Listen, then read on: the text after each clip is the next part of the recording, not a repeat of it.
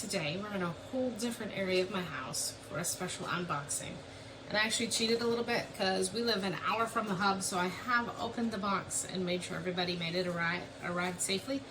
Because that hour drive back, not knowing is really difficult. But this unboxing is a brand new species to us, and we are super duper excited about it. So we got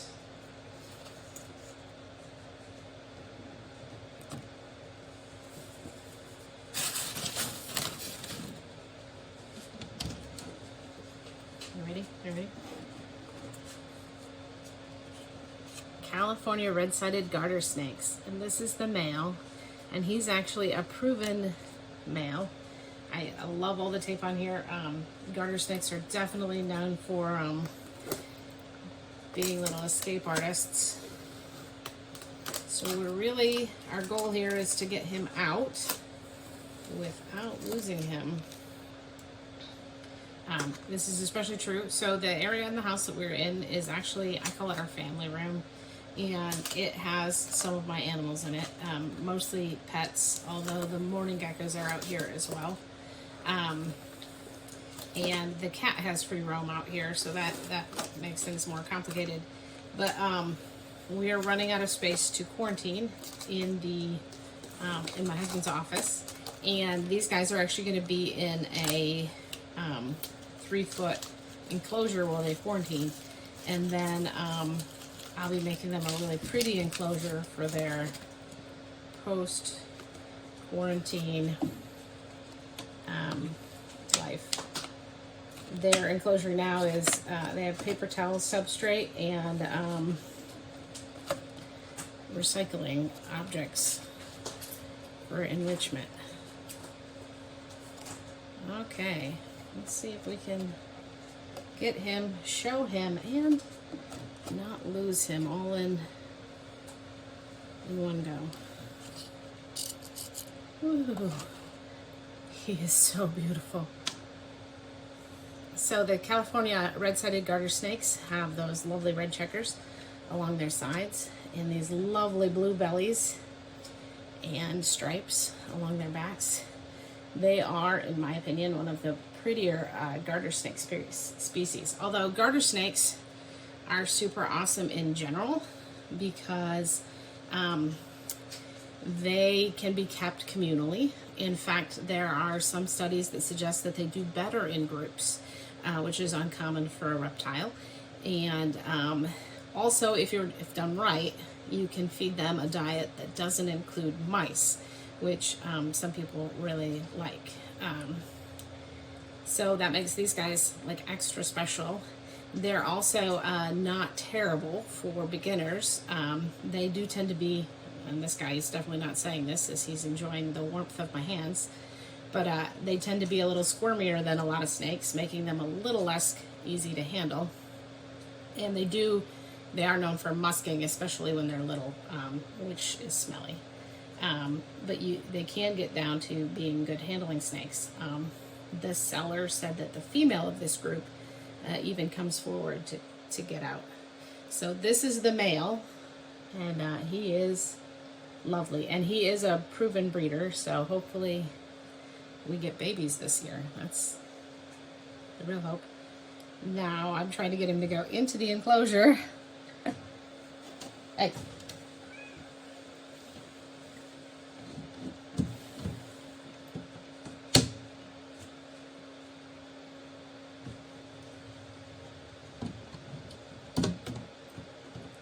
So then the next is the female.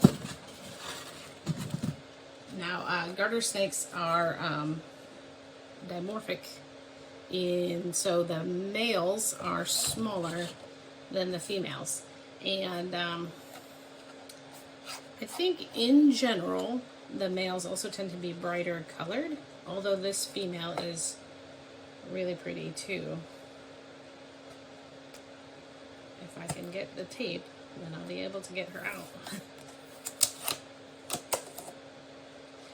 So if you were keeping them and not wanting to breed them, then you would just keep all females or all males. And either one actually works, unlike with a lot of species where you might be able to keep females together, but you definitely can't keep males together. And you can even keep different species in the same enclosure as long as you have all one gender. So you definitely don't want to keep mixed genders of different species or subspecies, because they would breed. But you can keep a group. They've been on my list for pretty much since I found out that they could be kept together. I was definitely a garter snake catcher as a kid, but my desire to own them happened. And then we were at a show a couple years ago, and the guy was selling baby California red-sided garter snakes, and they were about the size of a worm, and I really wanted them, but we just didn't have the money to drop on them, and they were so tiny. It was so nerve-wracking.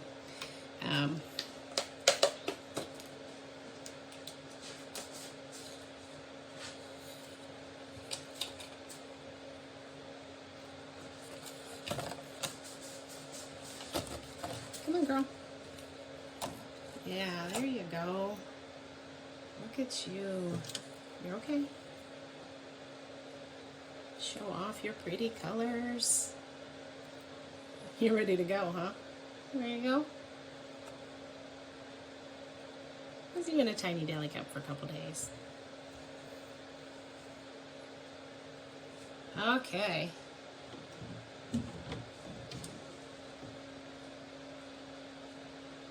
Down here. See?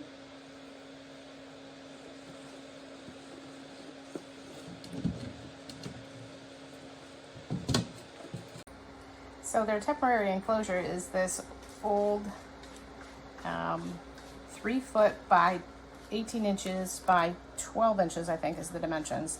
And I got it off of Craigslist, so it like has like tape on the window. I have no idea why they had tape on the window. And we're using mostly recyclables to give them several layers and hidey holes.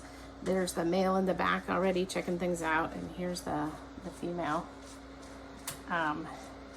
And they'll be in here a couple of months while we make sure that they're nice and healthy. I'm fairly confident that they are, but you know, it's always good to quarantine your animals.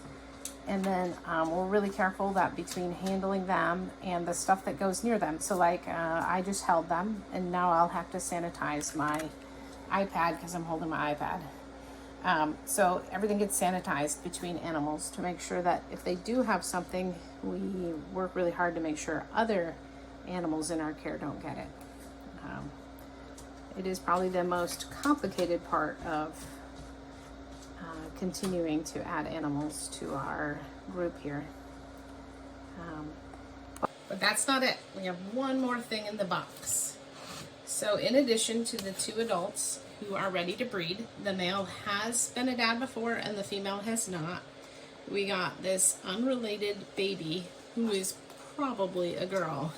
So it's kind of complicated when you have itty bitty snakes. And we won't be putting this baby in with the adults because there's always the possibility that an adult will accidentally eat a small one. They eat a very variety diet in the wild, and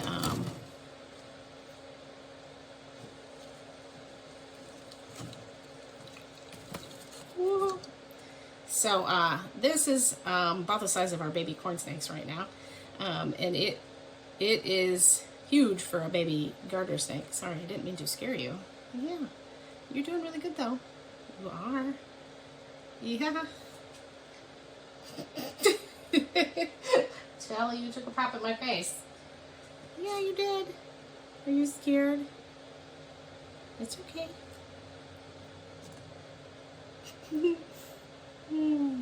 So, it is a scared little baby who tried to bite my face and my hand.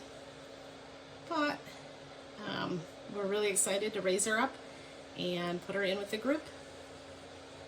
And hopefully it is a she, and she'll have babies in the future. And we'll be having beautiful red-sided garter snakes in the future.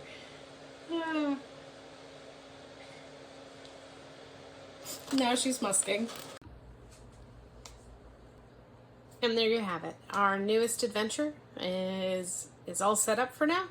It will only be getting better from here. I'm going to do a bioactive build in a 3 foot by 1.5 foot by 3 foot enclosure for those guys.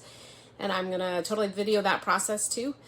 Before that though, we'll actually be having a bioactive build that is in a 12 by 12 by 18. And I'm looking forward to that. I think I'll be doing that next week while my husband is gone on a business trip, or at least getting started on that project. It's a little time consuming to build out a custom background and then build out a bioactive enclosure, but I'm super excited about it. And this week we were actually supposed to get a second species, and she ended up being gravid and is about to lay eggs at the former breeder's house. So I am anxiously awaiting. I'm going to put her picture up here. And then if you know what it is, you can leave a comment below, and that'd be a lot of fun. I'm super excited about this species and looking forward to having it in my care and having it lay eggs here.